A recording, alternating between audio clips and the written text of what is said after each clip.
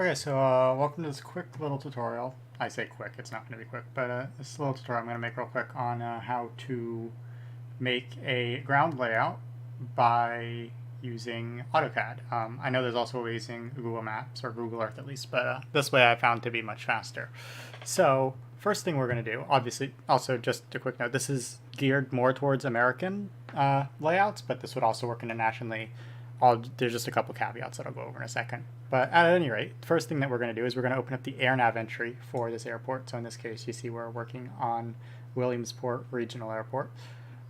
Obviously, just airport / whatever the identifier is. And what we're going to do is we're going to come down here on the right side down to the airport diagram, and we're going to download the PDF. This opens up the FAA diagram for the airport, and we can just Control S, save that real quick. And then to note, you want the official diagram. If obviously you're not working with an American airport, you're working from an airport from a different country, then wherever you can source an airport diagram from, the FAA makes those public. I know some other countries don't, but as long as you can get this, that's what we want. So now that we've gotten that, what we do is we put it in its own folder, preferably by itself so that it's easy to access and we know where it is. I've put mine in a folder aptly named IPT. So now we have this PDF here, and because the FAA is weird, it's just a random string of numbers and letters, but we don't really care about that. What we are going to do now is we're going to open up Scan to CAD. This obviously, I think Inkscape has another way of doing this, but again, I have Scan to CAD, so this is what we're just going to do. Now once we've opened up Scan to CAD, we go File, PDF, Load, and we go and find this file from the list here. I know this is all blurred out. I hope I remember to blur this out. But at any rate, here we have the IPT diagram.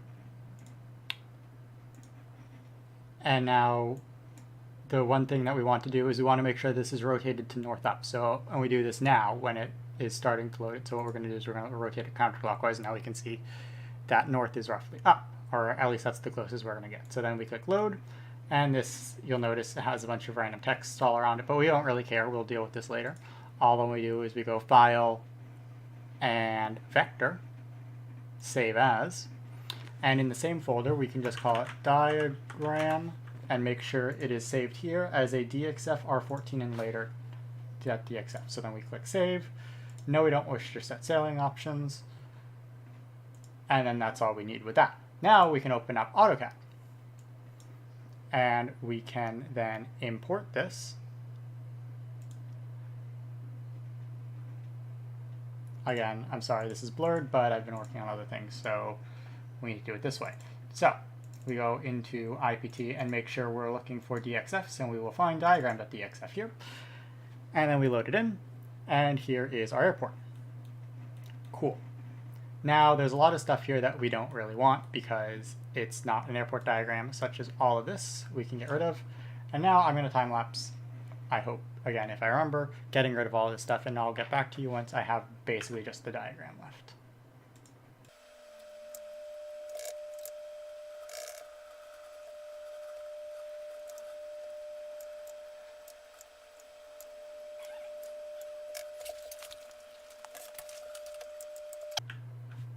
Okay, so now we've gotten rid of most of it.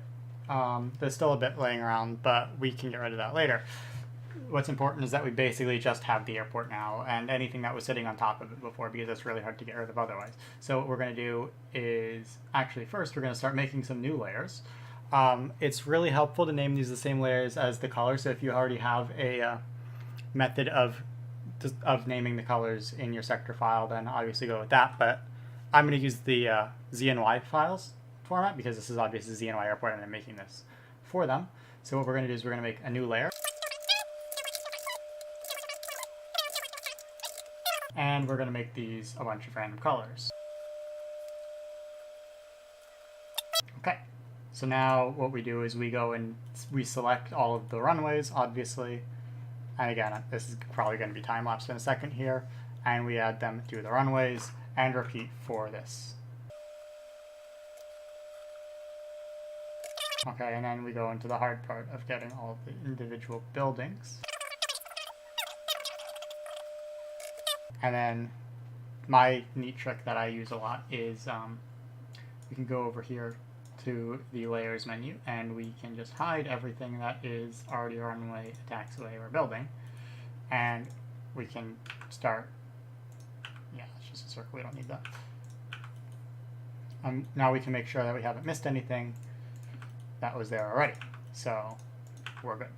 Now when we unhide these, we have just the airport and it's all colorful.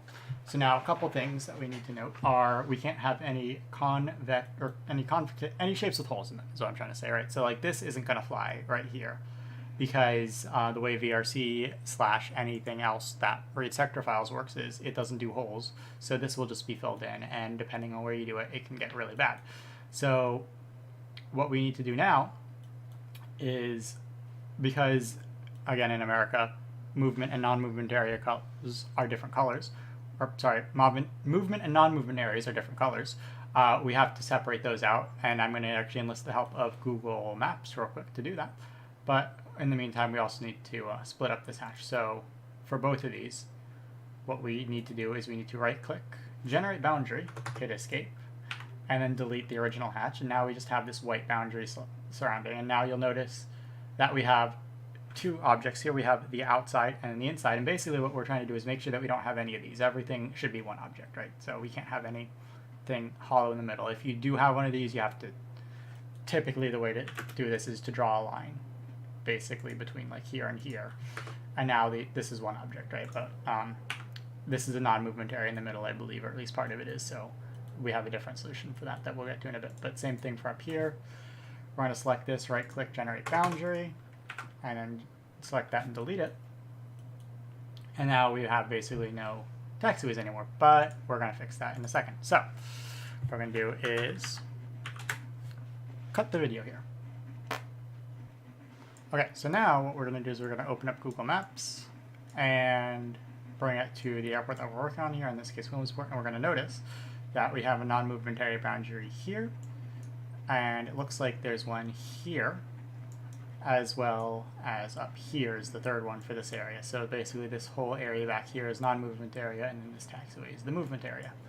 As for up here, that's the line for that one, and over here, and this movement area line is really weird. So what we're going to do for this area is we're going to take a screenshot of this, and we're going to use that, and we're going to import this into our AutoCAD. So there, now I took the screenshot and it should be there. And obviously this is actually slightly incorrect, but it will be good enough for our methods, just leaving this as just a taxiway, because that's what the FAA says it is. So we should probably fill that in, but I'm not going to, because I can't really be bothered at the moment. So we're going to notice any other interesting things here, which there are none, just that there's a non-movement area boundary here, but there isn't one on this side, which makes me think that basically this is all a non-movement area up to there. Then that's about it. So what we can do now is go back to here. And what I'm actually going to do is I'm going to leave this up on my other monitor, just so I have a reference. And now what we can start doing is start adding lines in. So we decided that there's a boundary here, and we're just going to keep doing this.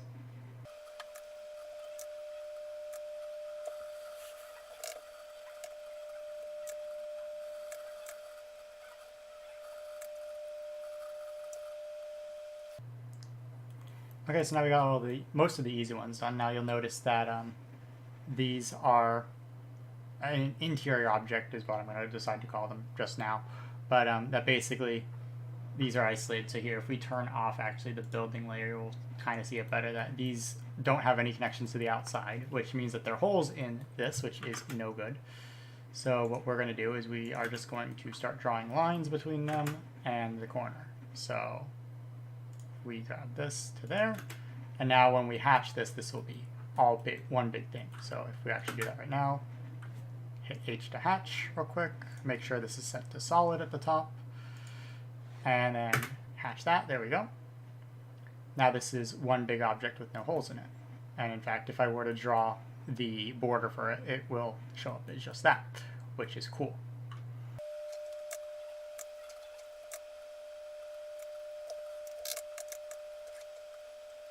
Okay, so now we're going to figure out this movement area boundary right here, where the main ramp is, where next to the terminal, because it's really weird and squiggly, and I don't want to draw it by hand because I am going to mess it up. So what we're going to do is we're going to go into Insert and attach a reference image here. And again, pardon the blurring, but whatever. And we're going to go and find our image that we took just a second ago, right here, of our Firefox, and we can just make sure insertion point and scale we're going to set on screen. So this doesn't really matter. We're just going to plop it up there. Cool. And now I probably should have taken a better screenshot, but this will do. And what we have to do is we have to align this to our already existing ASDE-X on the ground here. So what we need to do is we need to find points in common. So I'm going to take this one right here, and where's another one that's good? I think I'm going to go with this one up here. So what we do is, now that we have this selected, we're going to type AL, select this object, and we're going to say this is the first source point, and it is actually supposed to be right here. And our second point is here, goes here. And now we hit space. Yes, we want to align based on that, and bam. Now this is roughly correct, and that's correct enough for me. As you'll notice, it's a bit off, but that, I think, is the FAA's doing more than us. We can try it again, actually, if we're feeling like we should. And I think I am real quick, just going to... Yeah, that made it worse.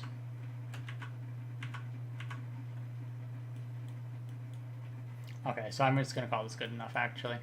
So now what we need to do is we need to start drawing this line.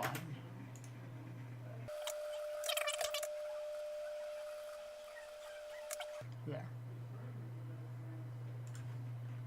And we can go to this, and then we can just attach this to the edge of the hatch, like so.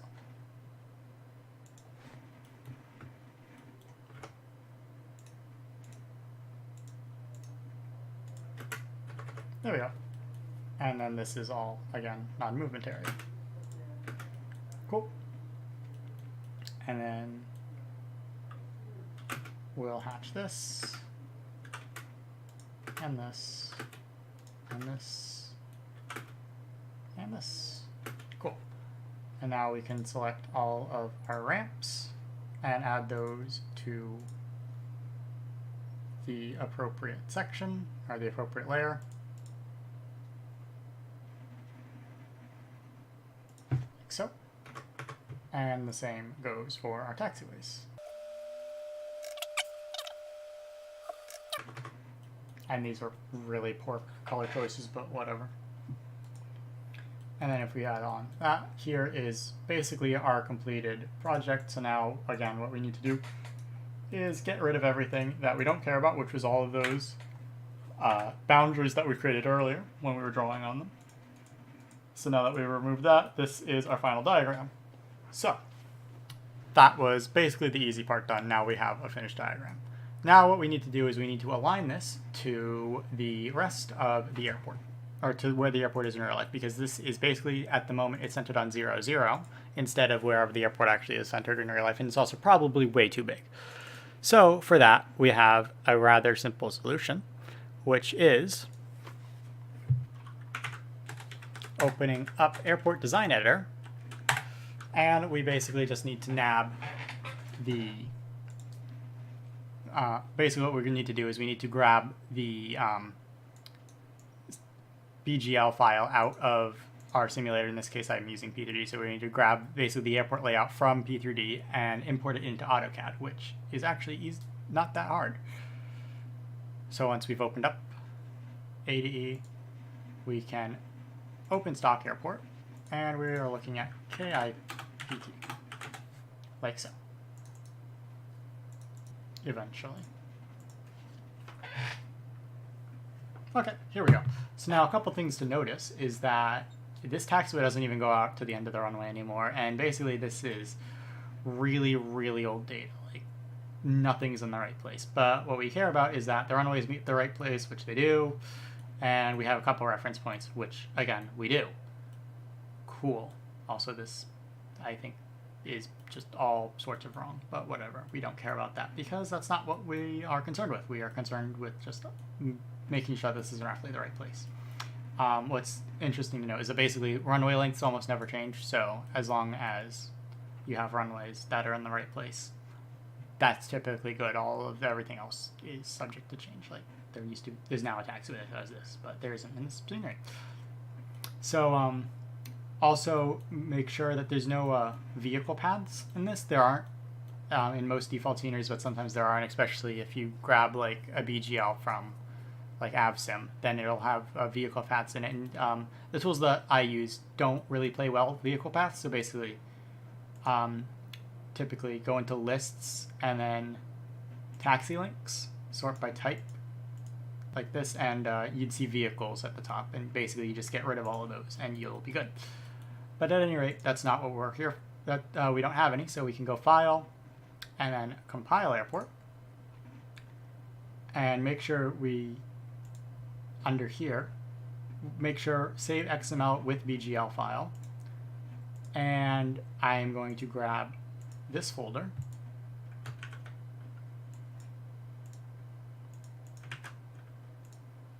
and paste it in here to tell it to save to the correct place, because that's typically helpful. And then we click Compile. Done. Easy, easy.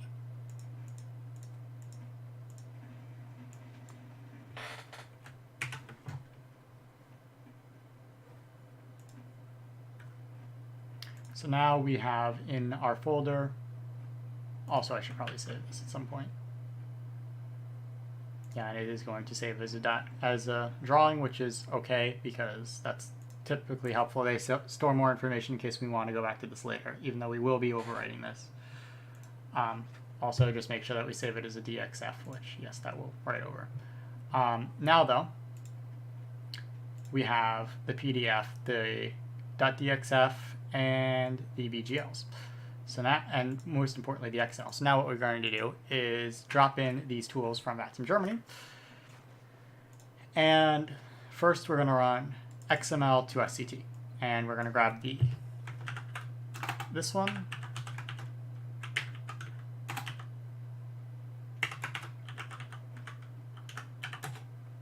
And it's going to find it and finish it.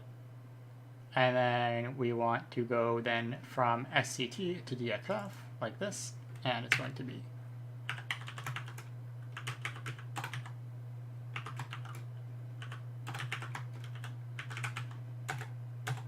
and it's going to find it and finish it again.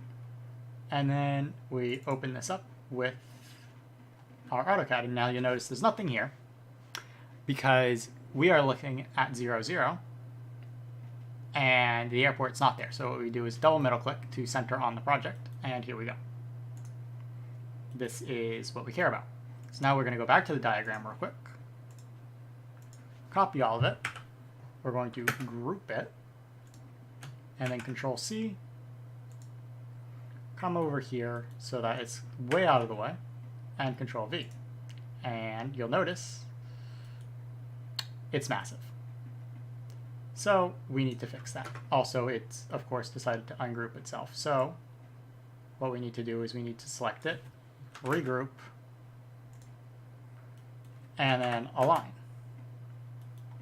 So typically what I use is runway intersection point as at least one of them. And we go down here and that, and we're going to use the end of this, the long runway, as the other one, just because it's close. And I lost it. There it is. Bam. And then, yes, we want to do that. And it's kind of, but not really that close. Did this runway get shorter? Okay, so now here's the fun bit, is going in here and checking the chart and seeing that this runway is 4,273 feet, and then opening this up, and this is in meters, 1 second. Okay, so now we're going to open up ADE, and we're going to notice that this is a length of 4274. This is 4273, so these are basically the same length. So basically what we can do is we can, again, align this.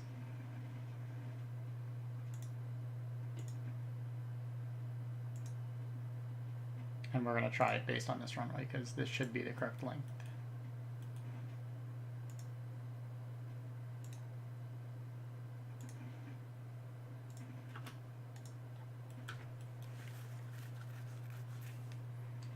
And that looks like it's actually about good. This is a bit south, but that's to be expected. But basically the runways are in the correct place, which is what we really care about. So now what we can do is we can save this as, and we're going to call it KIPT,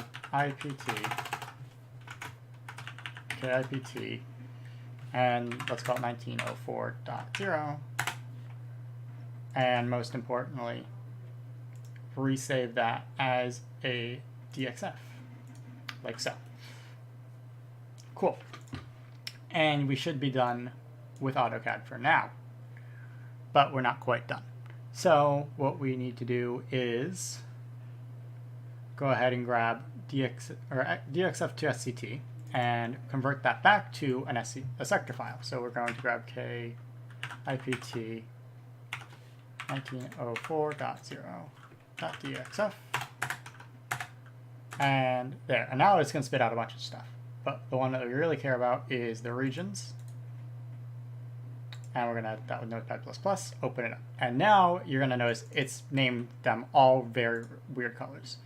But thankfully, it also puts a comment with the layer that it was in, which is what we're going to use now. So find this, replace it with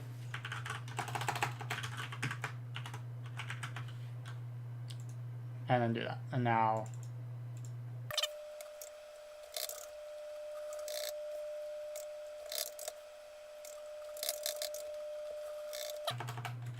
and that's all of them. So now we need to put this in the correct order. And let me go grab a reference file for that.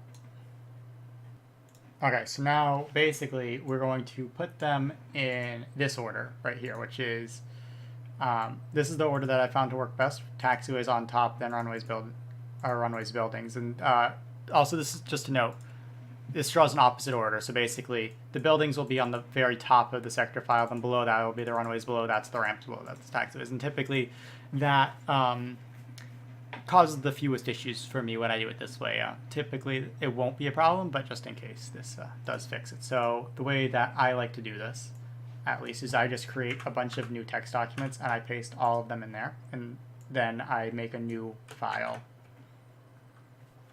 with all of the ones in the correct order. So this is taxiways.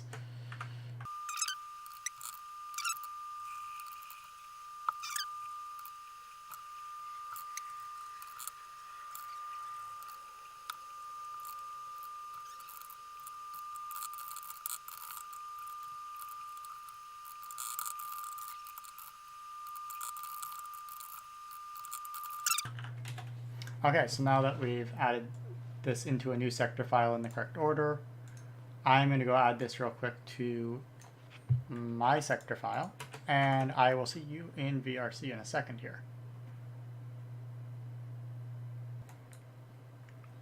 Okay, so now here it is loaded into VRC, and we'll notice that we're missing a ramp, which is always fun. So this is not all that surprising. This tends to happen a lot. So what we can do is, if we actually go in back and open up this sector file,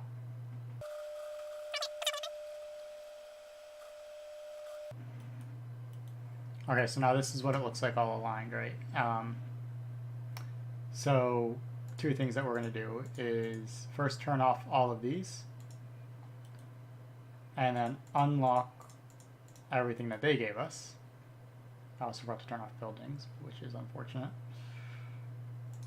There we go. Delete that. And turn back on ramps.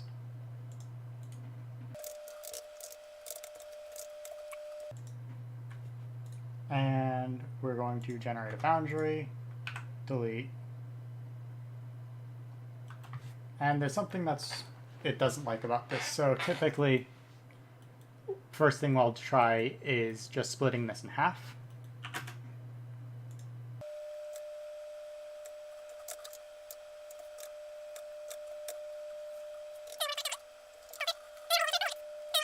And we're gonna go back and export this as the DXF real quick. And we're basically gonna re-export this as an SCT, and that way we just replace the ramp section of the sector file, which is typically a lot easier this way.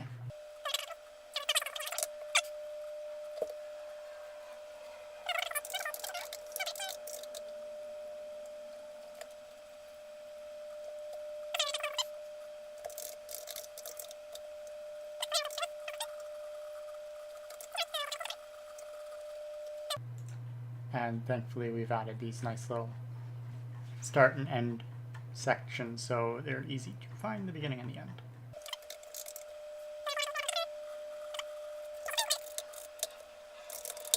Now we have most of it. So now we see that this is actually the problem in the left half, and we can start to isolate why it's not liking that section.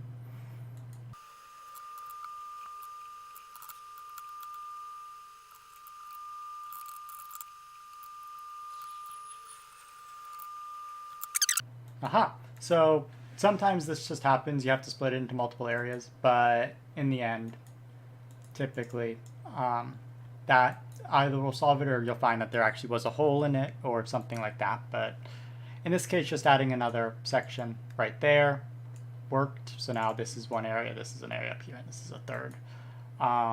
It's not obviously the most ideal solution, but it worked, so I'm not going to complain.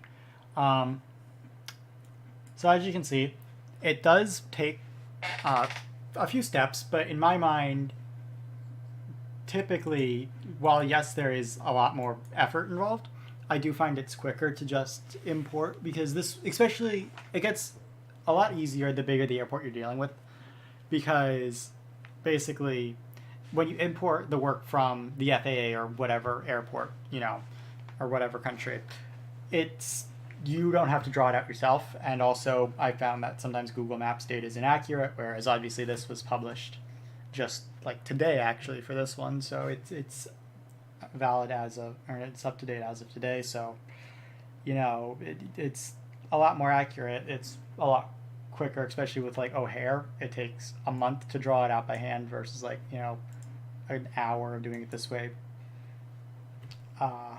That's about it. As I said, just make sure that you don't leave holes like this. If this was all one object, this wouldn't work, and I actually showed it off over here. Make sure that you don't have holes in the middle of it. Make sure that you have a line to the edge, and that if that's the case. Hope this was informative. Any questions, DM me, or, you know, whatever. I'm going to go edit this now and probably post it in a few hours, so that's going to be my life. Bye!